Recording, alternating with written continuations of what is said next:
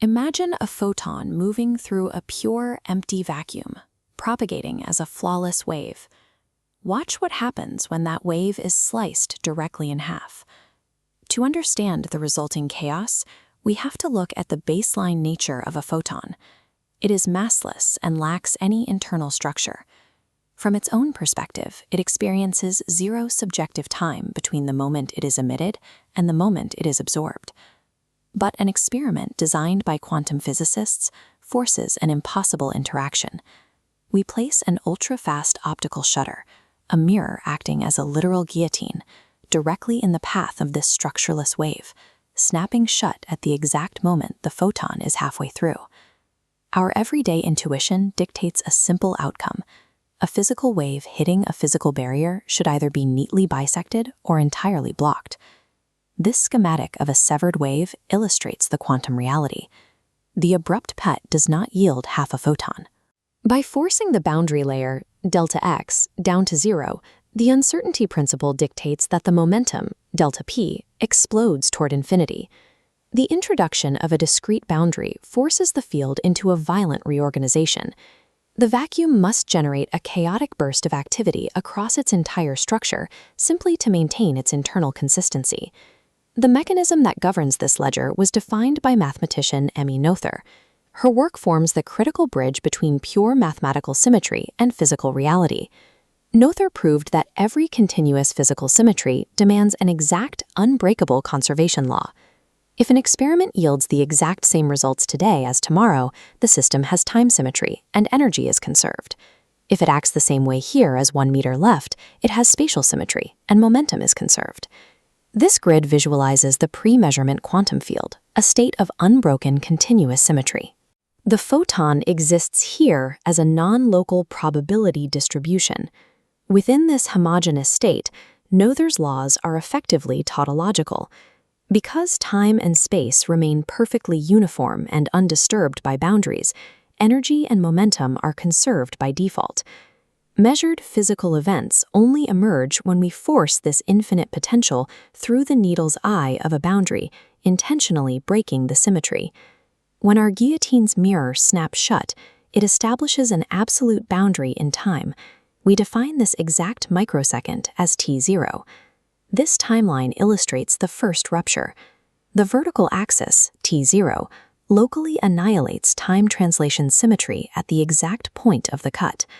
The immediate Noether consequence is severe. Because time symmetry is broken at this specific location, localized energy conservation for this individual photon is temporarily suspended. To manage this localized energy crisis, the vacuum relies on Werner Heisenberg and the uncertainty principle.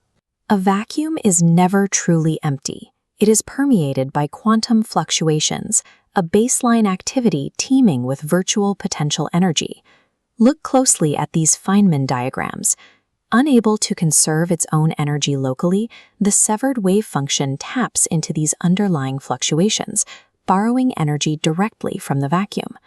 This borrowing generates a mathematically infinite superposition.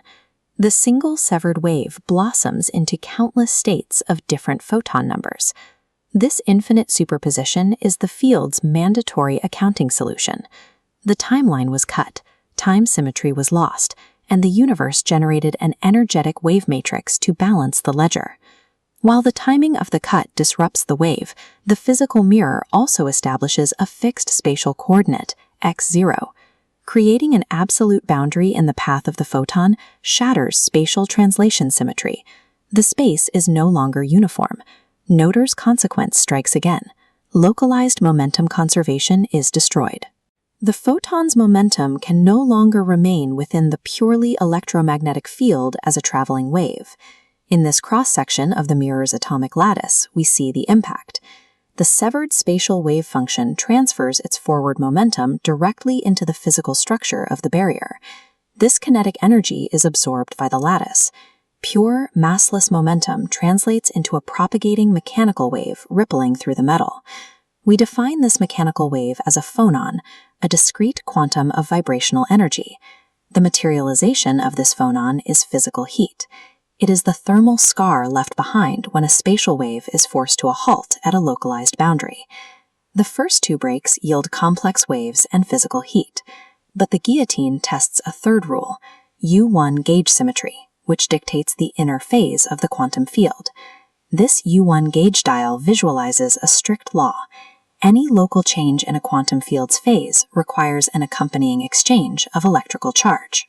The photon carries exactly 0 electrical charge, leaving the system with no currency to pay for a local phase change.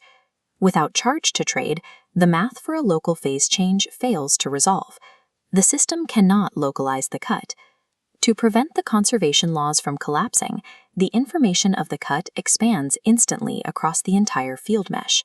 The Noether constraint here is absolute. The universe cannot localize a broken phase without an exchange of charge. To maintain gauge symmetry, the system smears the information of the cut across the entire vacuum. The data becomes non-local by necessity. Macroscopic non-locality and entanglement are the mathematical enforcements of charge conservation when local gauge symmetry is severed. This triptych represents the state of our macroscopic world. The transition from infinite quantum potential to classical reality is driven by symmetry breaking. Broken time forces energy into infinite virtual superpositions. Broken space forces momentum to solidify into physical phonons and heat, and a broken phase, unable to localize, manifests as the non-local entanglement of the vacuum. The texture of our world is built from the vibrating residues left behind by these shattered symmetries. The separation we intended to create through the cut is ultimately superseded by the system's own connectivity. To save the law of conservation, the universe exchanges a local object for a non-local reality.